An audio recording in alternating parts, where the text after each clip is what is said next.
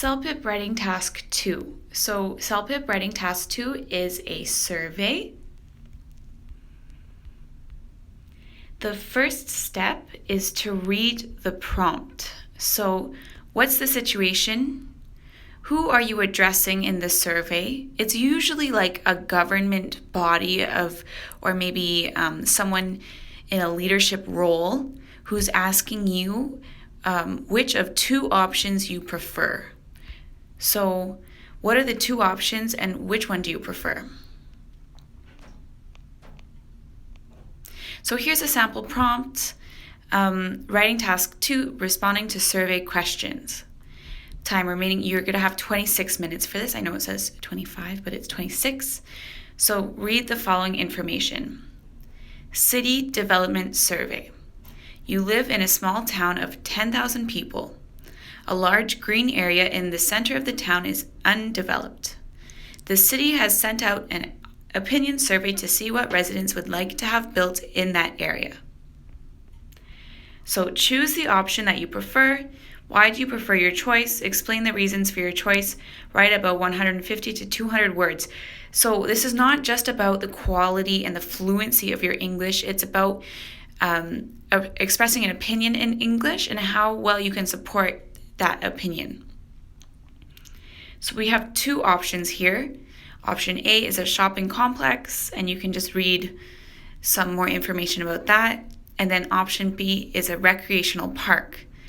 And you need to think right away, okay, which option do I actually think is a better option for the context of this small town? I would pick the option that you actually think is better. So for me, I love nature, so right away I would pick the recreational park. So, and you have to think which option can you support with better arguments. Like I can think of tons of arguments for option B. I can't think of so many for option A. So you have to think about advantages and disadvantages. So step 2 is to make a brief outline. Just like the email, I think it's really important to spend some time planning what you want to say. So which of the two options will you support? What are the advantages of your option and the disadvantages of the other option? What are some supporting details and examples you can include?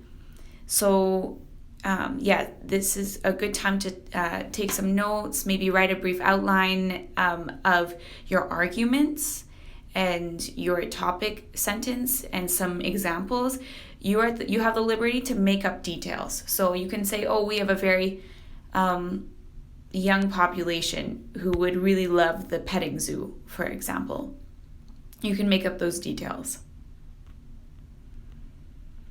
So step 3 is to start writing. You start with an opening statement. So here you indicate a clear point of view. So for example, for this one, in my opinion, I think the recreational park is a better option for our town than the shopping complex.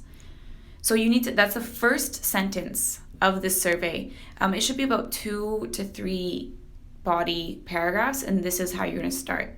They're not asking for like a nuanced opinion about things. They want a clear, decisive opinion, and then you to back up that opinion. Use things like, from my perspective and my point of view, I think. So step 3 is to write the body. So you're going to give 2 to 3 reasons why this is your choice. So don't give just like reason. Choose like 2 main reasons and make sure you expand on those reasons. So here's the format. You have your reason number 1, which is your pro or your advantage and some supporting details. And then your second reason, another advantage and some supporting details. The markers really like cohesive devices. If you read on the CELPIP website, the Paragon website, they have some sample essay or surveys that they've corrected, and the ones that they've given like the high marks to, the 10, 12, use lots of cohesive devices to make it more coherent. So first of all, secondly, because, although, however, in addition. Here's an example of your first reason. So the recreational park is a great option for our town because it includes green space. So that's your first reason. This is really important because we have lots of young families and seniors who would benefit from the improved air quality in the city. That's a supporting detail of the green space. Also, hiking through the trails and picnics at the park are free activities everyone will benefit from. So I've just made up some details and examples.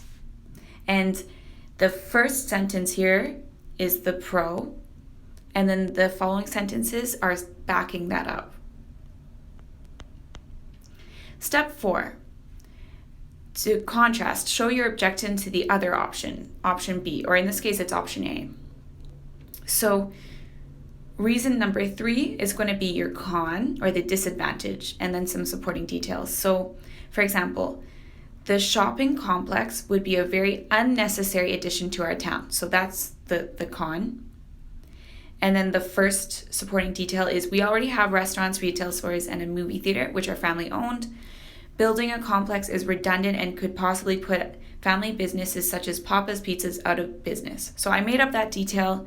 They like examples.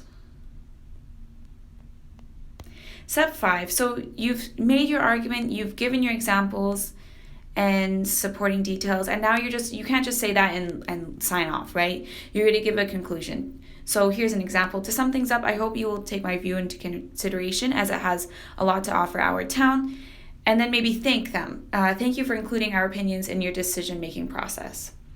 So I think it's good to sign off on a very gracious and positive note. So the 6th step, as always, to proofread and edit. Are there spelling mistakes? Are there grammar mistakes? Am I missing any punctuation?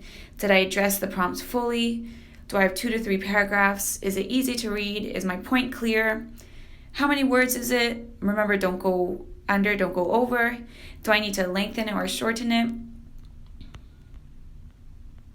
And that's it. With this survey, it's really great to practice. You can find plenty of sample prompts online and make sure to get feedback. So the next video is the CELPIP Speaking Task 1 tutorial. Thanks for watching, and let me know if you have any questions.